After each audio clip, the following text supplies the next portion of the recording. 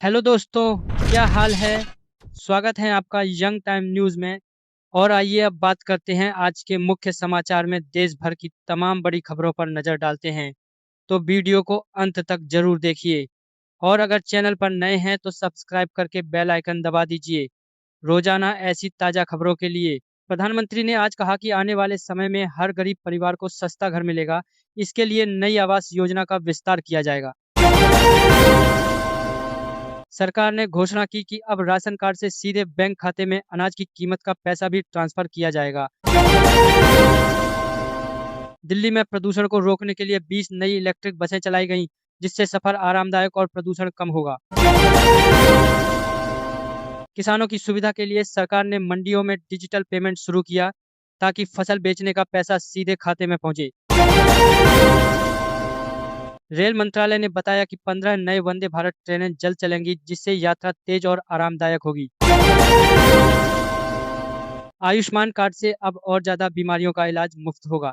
स्वास्थ्य मंत्रालय ने सूची में 50 नई बीमारियां जोड़ी।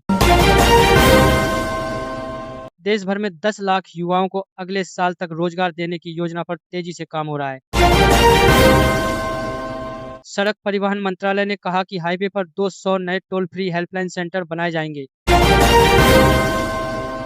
रेलवे स्टेशनों पर यात्रियों की सुविधा के लिए मुफ्त वाईफाई और चार्जिंग पॉइंट लगाए जाएंगे। महिला सुरक्षा के लिए सरकार ने नई हेल्पलाइन शुरू की है, जो 24 घंटे उपलब्ध रहेगी। शिक्षा मंत्रालय ने कहा कि सभी सरकारी स्कूलों में अगले साल से स्मार्ट क्लासरूम होंगे। किसानों को उर्वरक की कमी न हो, इसके लिए 10 लाख टन यूरिया का आयात किया जा रहा है। दिल्ली एयरपोर्ट पर सुरक्षा जांच अब फेस रिकॉग्निशन तकनीक से होगी, जिससे समय बचेगा। सरकार ने घोषणा की कि बिजली बिल में छूट अब ग्रामीण परिवारों को भी मिलेगी। राष्ट्रीय राजमार्ग प्राधिकरण ने कहा कि अगले साल तक 2000 किलोमीटर नई सड़कें बनाई जाएंगी। अमेरिका और भारत के बीच नई तकनीक साझा करने पर समझौता हुआ, जिससे दोनों देशों की रक्षा और व्यापार मजबूत होगा। नेपाल में भारी बारिश से बाढ़ का संकट, हजारों लोग सुरक्षित जगहों पर भेजे गए। पाकिस्तान ने कहा कि वह भारत के साथ शांति और व्यापार पर बातचीत के लिए तैयार है।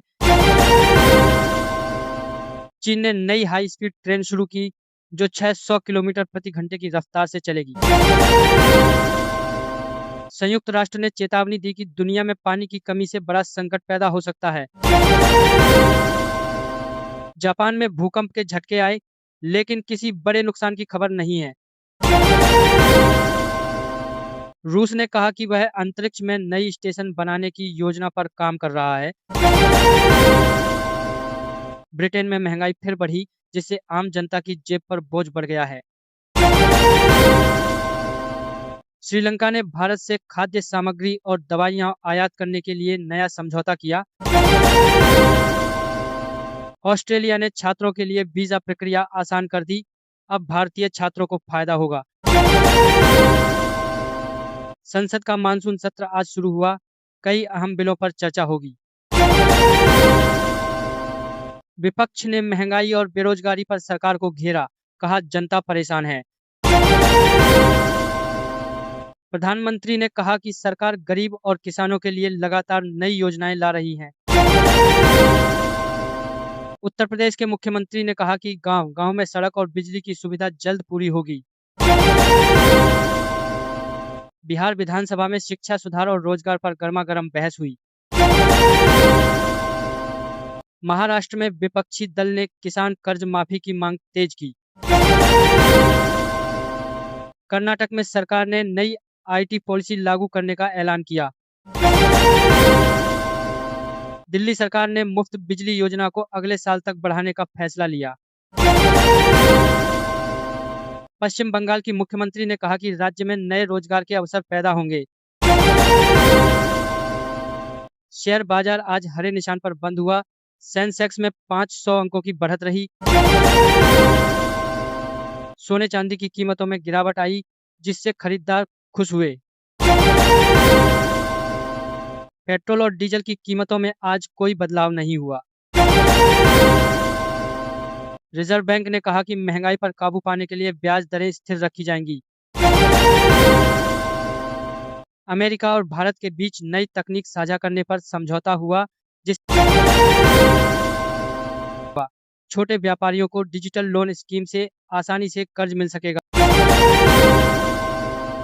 ऑनलाइन पेमेंट कंपनियों पर सख्त नियम लागू किए जाएंगे ताकि ग्राहकों की सुरक्षा बनी रहे।